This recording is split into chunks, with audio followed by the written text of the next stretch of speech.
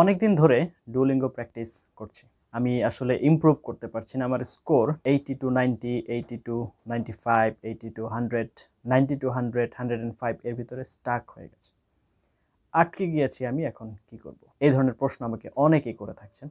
আপনি দেশে আছেন, আপনি দেশের বাহিরে আছেন, আপনি একজন ছাত্র, আপনি একজন প্রফেশনাল, আপনি একজন বিজনেসম্যান, যে কোনো কিছু হতে পারেন। আপনার ডুওলিঙ্গো নেওয়ার প্রস্তুতি নেওয়া দরকার। আপনি নিচ্ছেন, নিতে যেয়ে দেখা যাচ্ছে এই সমস্যাটা আপনি ফেস করছেন। আপনি যদি এই জায়গাতে থেকে থাকেন তাহলে আজকের এই লেসনটি শুধুমাত্র আপনাদের জন্য। আমি চেষ্টা করব আপনার এই প্রবলেমটা সলভ করার জন্য। I've been teaching Duolingo since 2016। আমি সেই সময় থেকে পড়ানোর যে ক্ষুদ্র অভিজ্ঞতা অর্জন করেছি, অনেক ছাত্র আমার হাত দিয়ে পরীক্ষা দিয়েছে, সেগুলো আপনাদের সাথে শেয়ার করার চেষ্টা করব। Before that, welcome to my channel Blueberry BD. আপনি যদি আমার চ্যানেল সাবস্ক্রাইবার হয়ে থাকেন, you are the boss, otherwise please subscribe. It's my whole hearted request to you. আপনি যদি 24/7 আমার সাথে কানেক্টেড থেকে ডুওলিঙ্গো প্রিপারেশন নিতে চান, you can like my Facebook page and join my Facebook group. সেগুলো লিঙ্ক ভিডিও ডেসক্রিপশনে দেওয়া আছে। আর ডুওলিঙ্গো টেস্টের জন্য সেন্টারের প্রয়োজন হয় আপনার যদি প্র্যাকটিস ম্যাটেরিয়ালসের দরকার হয়, প্র্যাকটিস টেস্টের দরকার হয়, আপনার যদি টেস্ট পারচেস করা দরকার হয়, you can contact with me. আমার সাথে কন্ট্যাক্টের ডিটেলস আপনি ভিডিও কমেন্টে পিন করা অবস্থায় পেয়ে যাবেন। এবার চলে আসি আমাদের মূল আলোচনায়। সেটা হচ্ছে আমার স্কোর ইমপ্রুভ হচ্ছে না, একটা জায়গাতে মনে হচ্ছে আটকে গিয়েছি। দেখুন, প্রথমত আপনি ডুওলিঙ্গো ইংলিশ টেস্টের প্র্যাকটিস কোথায় দিচ্ছেন বা প্র্যাকটিস টেস্ট কোথায় দিচ্ছেন? ডুওলিঙ্গো অফিসিয়াল ওয়েবসাইটে। ওদের একটা রেঞ্জ আছে, একটা নির্দিষ্ট রেঞ্জের ভিতরে এটা ঘোরাফেরা করে। এবং আপনার যখন ডুওলিঙ্গো প্রথম যাত্রা করে তখন ওদের টোটাল টেস্ট ছিল 6টা। এখন সেটার সংখ্যা আজকে 2024 সালে এসে দাঁড়িয়ে 13টা বা 14টার মতো হয়েছে। তখন ওরা আরও বাড়াবে ধীরে সুস্থে। তার মানে হচ্ছে, এটা দ্বারা আমি কি বোঝাতে চাচ্ছি?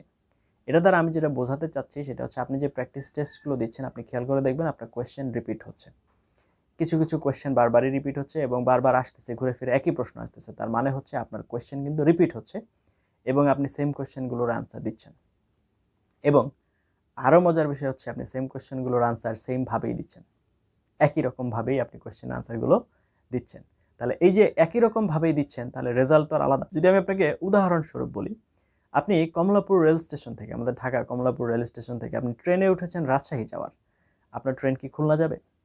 অথবা আপনি ট্রেন কি সিলেট যাবে? অথবা আপনার ট্রেন কি চট্টগ্রাম যাবে? নো, আপনি রাজশাহী যাওয়ার ট্রেনে উঠেছেন, ট্রেন রাজশাহীতেই যাবে। তার মানে আপনার আনসার যদি চেঞ্জ না হয়, আপনার প্রশ্ন যদি চেঞ্জ না হয়, তাহলে মার্ক কিভাবে চেঞ্জ হবে? নাও কোয়েশ্চেন টু ইউ। তার মানে কোয়েশ্চেন যদি চেঞ্জ নাও হয়, আপনার আনসার কিন্তু অবশ্যই চেঞ্জ হওয়া লাগবে। এখন আপনি যদি পরীক্ষার প্রিপারেশন নিতে চান, আপনার দুইটা স্কিল নিয়ে কাজ করতে হবে। একটা হচ্ছে ল্যাঙ্গুয়েজ স্কিল, আর একটা হচ্ছে এক্সাম স্কিল। এখন এক্সাম স্কিলের আবার দুইটা স্কিল আছে এখানে। একটা হচ্ছে সরাসরি আপনার এক্সামের নিয়মকানুন, আর একটা হচ্ছে কম্পিউটার স্কিল। যেহেতু আপনি ডুওলিঙ্গো টেস্ট, আপনি যে টেস্টটা দেবেন এটা হচ্ছে কম্পিউটারাইজড, হাতে লেখার কিন্তু কোনো সুযোগ নেই, লিখতে হবে কম্পিউটারে। তার মানে আপনাকে যতটুকুই টুকটাক টাইপিং করতে হয় সেগুলো কম্পিউটারে করতে হবে। সুতরাং টাইপিং স্পিড বাড়ান। আমাদের বাংলাদেশের অনেক পরীক্ষার্থী আছে, সম্মানিত পরীক্ষার্থী, তাদের সাথে আমি কথা বলে দেখি যে তাদের মূল সমস্যাটা হচ্ছে এখানে যে টাইপিং স্পিড কম, যার কারণে তারা রাইটিংয়ের যে আনসারগুলো সেগুলো কম লেখে। রাইটিং কোয়েশ্চেন টাইপগুলো কী কী আছে? যেমন ধরেন আপনার 5 মিনিটসের রাইটিং আছে, 3 মিনিটসের রাইটিং আছে, দুইটা মিলিয়ে হচ্ছে ইন্টারেক্টিভ রাইটিং, ইমেজ ডেসক্রাইব আছে, সামারি রাইটিং আছে লিসনিংয়ের ভিতরে, সেখানেও কিন্তু লিখতে হয়। তারপর হচ্ছে লিসেন অ্যান্ড টাইপ আছে, সেখানেও কিন্তু লিখতে হয়। এই যে কোয়েশ্চেন টাইপসগুলো আছে, সেখানে যদি আপনি ভালোভাবে লিখতে না পারেন, if you cannot write properly, then how would you get a better score over there? ব্যাপারটা হচ্ছে এরকম, আপনি হচ্ছে চুলায় সিদ্ধ দিয়েছেন আলু, আশা করছেন ডিম, তাহলে তো হবে না। সুতরাং আপনাকে এখানে এই প্রসেসে চেঞ্জ আনতে হবে। কিভাবে? প্রথমত আপনার টাইপিং স্কিলটা বাড়াতে হবে, আপনার হচ্ছে কম্পিউটারের যে দক্ষতা এটাকে খেয়াল রাখতে হবে। দেখুন, আপনি যদি কম্পিউটারে কম্পিটেন্ট না হন, কম্পিউটার অ্যাপ্লিকেশনে যদি আপনি ফ্লুয়েন্ট না হন, if you are not fluent in your computer application or computer using, please don't go for Duolingo exam. তাহলে ডুওলিঙ্গো এক্সাম আপনার জন্য না। আপনাকে অবশ্যই কম্পিউটারে অ্যাফ্লুয়েন্ট হতে হবে। There is no alternative. দেখুন, আমি আসলে আপনাকে মিথ্যা আশ্বাস দিতে রাজি না। আমি কখনোই কাউকে কোনো মিথ্যা আশ্বাস দিই না। আমি যেটা সত্যি কথা সেটা বলছি। আপনি যদি কম্পিউটার ভালো না পারেন, ভালো না বুঝেন, বা কম্পিউটারের বেসিক ইউজ যদি আপনার জানা না থাকে, যেমন টাইপিং, তারপর হচ্ছে সামনে পিছনে করা, আগে যাওয়া, পিছনে যাওয়া, কাট কপি করা, পেস্ট করা, এগুলো যদি আপনি না জানেন, তাহলে আপনি কীভাবে পরীক্ষা দিবেন আশা করা যায়? আর এক্সামের নিয়মকানুন তো আছেই। এক্সামে হচ্ছে কোনো কোয়েশ্চেন টাইপ 60 সেকেন্ডস, কোনো কোয়েশ্চেন টাইপ 90 সেকেন্ডস, কিছু কোয়েশ্চেন টাইপ 3 সেকেন্ডস, কিছু কোয়েশ্চেন টাইপ 3 মিনিটস, কিছু কোয়েশ্চেন টাইপ 5 মিনিটস। এগুলা ভালোভাবে জানতে হবে। এগুলো আপনার হচ্ছে জানতে হবে, যার জন্য দেখা যায় এই যে জায়গাগুলো আছে এগুলোর জন্য হচ্ছে আপনার কি হয়ে যায়, স্কোর স্টাক হয়ে যায়। এখন দেখুন, স্কোর স্টাক হওয়ার জন্য দুইটা রিজনের মধ্যে মূলত দায়ী হচ্ছে আপনার ল্যাঙ্গুয়েজ স্কিল। কারণ এক্সাম স্কিল আপনি কয়েকবার পরীক্ষা দিলে কিন্তু মোটামুটি একটা আয়ত্তে চলে আসে, যে কীভাবে পরীক্ষা দিতে হবে, সেটা নিয়মকানুন কী, কী করতে হবে না করতে হবে, সেগুলো মোটামুটি একটা আয়ত্তে চলেই আসে। কিন্তু ঝামেলা থেকে যায় কোথায়? ঝামেলা থেকে যায় হচ্ছে আপনার ল্যাঙ্গুয়েজ স্কিলে। আপনার ইংরেজি ভাষার উপরে যে দক্ষতা, সেটা যদি ভালো না হয়, আপনি যদি আপনার নিজের মতো করে লিখতে না পারেন, আপনি যদি আপনার নিজের মতো করে বলতে না পারেন, আপনি যদি আপনার মতো করে রিডিং প্যাসেজ পড়ে বুঝতে না পারেন, আপনি যদি লিসেনিং করে সঠিক উত্তর না ধরতে পারেন, তাহলে তো আপনার জন্য এখানে সমস্যা। সেগুলোর জন্য আপনার কি করা উচিত? প্রতিদিন আপনার রেগুলার 3টা কাজ এভরিডে হ্যাবিটের ভিতরে নিয়ে আসতে হবে। প্রতিদিন হচ্ছে লিসনিং করতে হবে কমপক্ষে 2 ঘন্টা।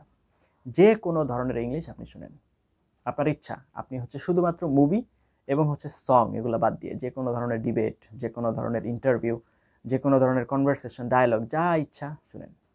যত বেশি শুনবেন আপনার আন্ডারস্ট্যান্ডিং তত ভালো হবে। যেহেতু আপনার হচ্ছে ডুওলিঙ্গো ইউএসএ বেসড একটা এক্সাম, এটা তৈরি করেছে ইউএসএ এবং আপনার সমস্ত কিছু তাদের কাছে। ডুওলিঙ্গো যে কোম্পানি, সেটা সম্পূর্ণটাই আমেরিকা বেসড। সুতরাং আপনারা ইউএসএ ইংলিশ শুনেন, যত বেশি পারেন ইউএসএ ইংলিশ শুনেন, আপনাদের জন্য এটা হেল্পফুল হবে। তারপরে হচ্ছে কি, তারপরে যেটা আসছে সেটা হচ্ছে আপনাকে টাইপ করতে হবে। যেহেতু আপনার টাইপিং স্পিড কম, আমরা আমাদের যে লেখাপড়ার ধরন, এখানে টাইপ আসলে এভাবে দ্রুত করে অভ্যস্ত না। সুতরাং we need to type every day. At least 1 ঘন্টা করে আপনার প্রতিদিন টাইপিং করা উচিত। তারপর হচ্ছে আপনার জোরে জোরে উচ্চারণ করে পড়তে হবে। You must read every day. 1 ঘন্টা থেকে 2 ঘন্টা, 3 ঘন্টা, যতক্ষণ পারেন।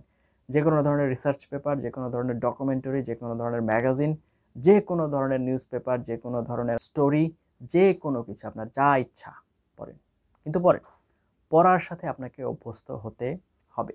তো এই কাজগুলো রেগুলার করতে হবে এবং প্রতিদিন হচ্ছে প্র্যাকটিস টেস্ট দিতে হবে এবং প্র্যাকটিস টেস্টে একটু ভ্যারিয়েশন আনতে হবে। যেমন আপনার ডুওলিঙ্গো ইংলিশ টেস্টের বাহিরেও আরও কিন্তু কিছু প্র্যাকটিস টেস্ট দেওয়ার অপশন আছে। যেমন আছে ডিইটি রেডি আছে, গুরুলি আছে। এই যে ওয়েবসাইটগুলো আছে, আমি এই ভিডিও ডেসক্রিপশনে লিঙ্ক দিয়ে রাখবো, আপনারা এখানে চলে যান এবং ওখানে যে অ্যাকাউন্ট করেন, ফ্রিতে যেয়ে পরীক্ষা দেন। পরীক্ষা দিয়ে আপনার নিজেদেরকে যাচাই করেন, নিজেদেরকে বাছাই করেন এবং হচ্ছে এই যে ভ্যারিয়েশন যে দেখেন, তাহলে আপনারা বুঝতে পারবেন যে আপনাদের স্কোরে আসলে ইমপ্রুভ হচ্ছে নাকি হচ্ছে না।